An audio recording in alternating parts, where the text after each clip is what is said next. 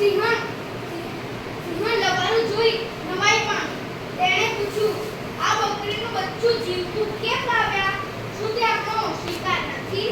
સિંહે કહ્યું, મને કુદરતી રીતે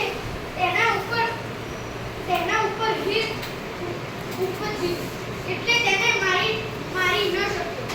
સિંહ બોલી, તો હું પણ તેને નહીં મારું. ભલે તે આપણા ત્યાં રહે અને તે પણ ધાવતું બાળ છે, એટલે આપણા બચ્ચા જોડે બકરીનું બચ્ચું સિંહણના બચ્ચા સાથે ઉછળવા લાગ્યું.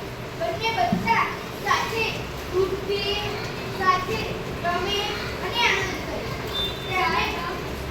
તેમને રમતા જોઈ સિંહ અને સિંહણ ખુશ થયા.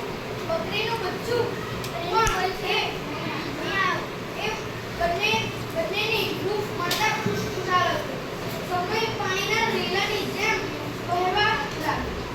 બકરીનું બચ્ચું તો સિંહણનું દૂધ ધાવીને ખૂબ હષ્ટપુષ્ટ થઈ ગયું.